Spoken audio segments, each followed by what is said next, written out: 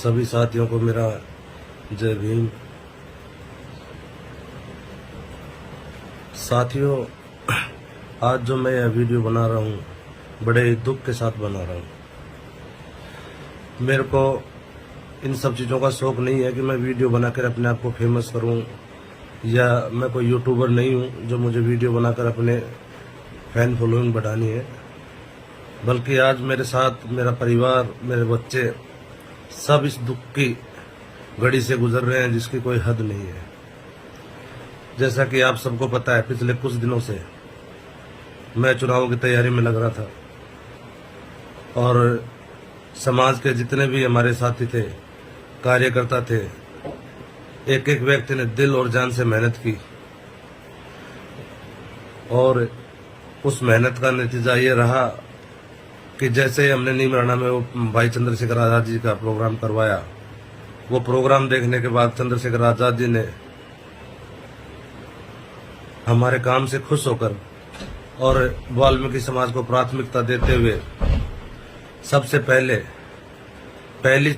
Ticket की पहली सूची में मेरा नाम डाल दिया गया और मुझे उम्मीदवार घोषित कर दिया गया।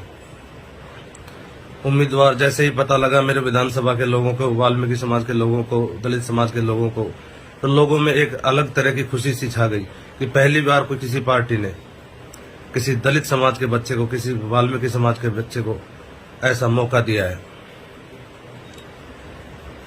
टिकट मिलने के बाद हम लोग, मैं और मेरी टीम के लोग, कार्यकर्ता, भीम आर्मी आजाद समाज पार्टी के सभी लोग फील्ड में लग गए। फील्ड में हम लोग काम कर ही रहे थे कि कुछ समाज के जो दलाल बैठे हैं, पार्टी में भी घुस गए हैं, वो अब उन लोगों ने दलाली करना शुरू कर दिया और दलाली इस हद तक हो गई कि मेरी टिकट का ही मुझे पता भी नहीं और मेरी टिकट का सौदा वहां जाकर कर दिया। मुझे तो पता भी नहीं था कि कोई दूसरा कैंडिडेट भी मेरे टिकट पे आ जाएगा। मैं यहाँ पे अपने फील्ड में काम कर रहा हूँ और मुझे सोशल मीडिया पर, व्हाट्सएप ग्रुप में देखने को मिला कि भाई ऐसे ऐसे तुम्हारी टिकट किसी और को मिल रही है। ये जानने के बाद बड़ा दुख हुआ। मेरे परिवार के लोग, मेरे कार्यकर्ताओं में बड़ा मातम सा छा गया और मैं जयपुर पहुंचा।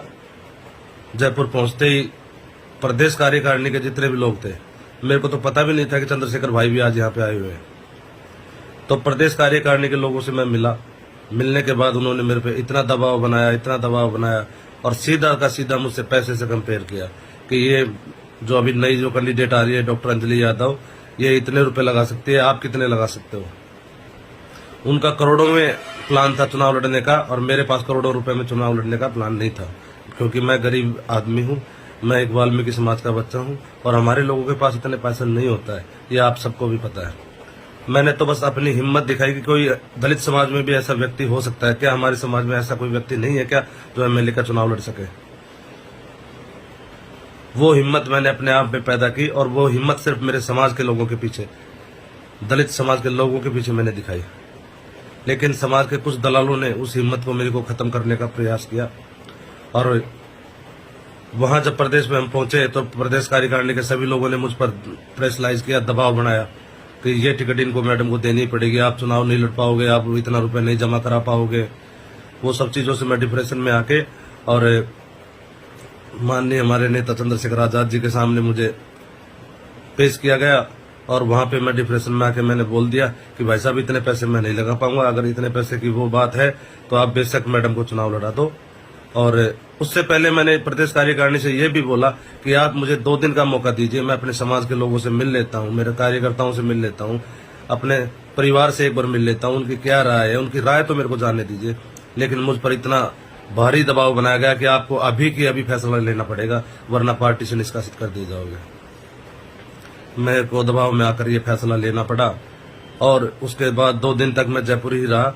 जयपुर से आने के बाद जब मैंने यहाँ पर अपने नीमराना में पहुंचा तो मैंने ये अजीब तरह का माहौल देखा कि मेरे पे जो ये दाग लगाया है लोगों ने, मेरे परिवार के ऊपर दाग लगाया कि भाई 30 लाख रुपए तुमने ले लिए और 30 लाख रुपए लेके तुम बैठे हो। तो मेरे परिवार में एक अजीब सा मातम छाया हुआ है। कल भी मेरी माँ 1 से 1.5 घंटे तक रोई है। बच्चे स्कूल नहीं जा रहे, मैं आप सब लोगों से पूछना चाहता हूं कि मेरे साथ ये क्या चल रहा है। अगर मैंने पैसे लिए हैं तो उस कैंडिडेट को या देने वाला जो भी व्यक्ति है मुझे उसको सामने आमने करवाएं और मुझे इस दाग से छुटकारा दिलवाएं। आप सबसे मेरा ये अनुरोध है।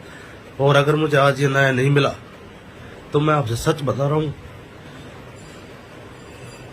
फिर कभी कोई बाल भिख समाज का बच्चा या किसी दलित का बेटा हिम्मत नहीं करेगा। मैं सच बता रहा हूं आपको, मैंने पहली बार अपनी हिम्मत दिखाई कि दलित समाज में भी कोई है जो चुनाव लड़ सकता है। लेकिन समाज में कुछ दलाल ऐसे बैठे हैं जिसने मेरे को बदनाम कर दिया, 30 लाख रुपए का आरोप मुझ पर लगाया। अगर ये बात सच है तो मैं आप सबसे कहना चाहता हूं कि इस बात को मेरे सामने साबित करवाया जाए, वरना ये बात सच है कि आज के बाद कोई दलित का बेटा, कोई वाल्मीकि का बच्चा हिम्मत नहीं करेगा। ये बता रहा हूं मैं आपको।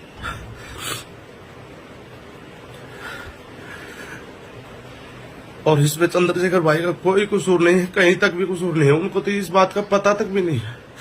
उन्होंने मुझसे भी ये कहा कि अनिल मेरी फर्स्ट प्रायोरिटी तू है, तू चुनाव लड़, मैं तेरे साथ हूँ। लेकिन बीच के जो दलाल बैठे हैं, इन दलालों ने मेरे पे इतना प्रेशर बनाया कि मुझे मजबूरन वो फैसला करना पड़ा।